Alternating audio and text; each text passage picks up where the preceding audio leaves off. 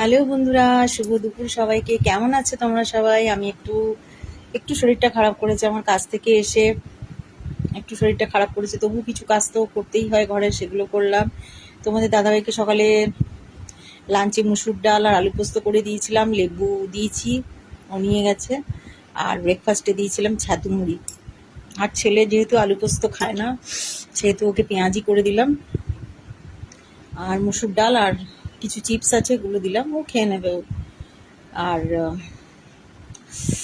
কালকে রাতে ডিনারটা খুব ভালো হয়েছিল, অপূর্ব। তোমাদেরকে দেখিয়েছি আমি, মানে ভিডিওটা করেছিলাম। আলু ভাজা, বড়ি ভাজা, পোস্ত বাটা, মানে আলু ভাজা দিয়ে ভাতটা মেখে বড়ি ভাজা দিয়ে মেখে খুব সুন্দর লাগে খেতে। সেখানে ডালটা মানায় না, শুকনোটাই ভালো লাগে। তো কালকে রাতের ডিনারটা খুব দারুণ হয়েছিল, মানে আমার কাছে খুবই স্পেশাল। তো যাই হোক, তো অনেকের কাছেই হবে। তো যাই হোক, ছেলে ওই জন্য পোস্ত বাটা ভালো খায়, পোস্তর বড়া ভালো খায়, ব্যাস। পোস্ত আলু পোস্তটা ভালো খায় না, সেই জন্য আমি আলু পোস্ত নিয়ে বসছি, তোমাদেরকে দেখাই। এই দেখো আলু পোস্ত, আর এটা হলো একটা পেঁয়াজি নিয়েছি, একটা মানে দেড়খানা, আর ওটা হচ্ছে বিউলির ডাল, ব্যাস। তো আর এটা গ্লাসে বলছি তোমাদের, গ্লাসে কি হয়েছে বলো তো, নুন জলটা মানে আমার এসেই খাওয়া উচিত ছিল, আর এসে থেকেই কিছু কাজ করলাম তাড়াহুড়ো করে, তারপরে মাথাটা ঝিমঝিম করছে। মোবাইলে কিছু কাজ ছিল, সেটা হলো না। যাই হোক, কোনো সার্ভেয়ার প্রবলেম আছে আমাদের কাজের, আমাদের স্যার জানিয়েছেন। যাই হোক, সেটা দেখবো খাওয়া দাওয়ার পর। বিকেলে আবার রান্না আছে।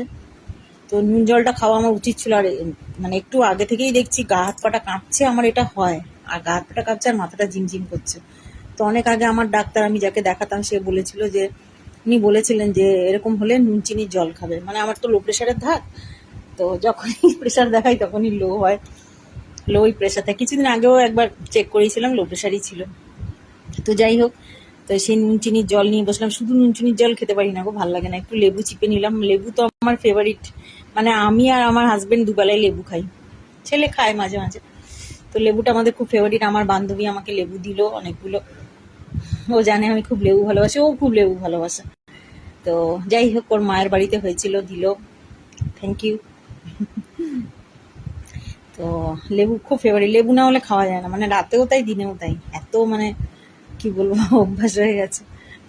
তো যাই হোক, আমরা যেখানে যেখানে সার্ভে করি সেখান থেকেও দেয়, তবে আজকে সেই সব বাড়িতে লেবু গাছ ছিল না। তো যাই হোক, আমার বান্ধবী দিয়েছে।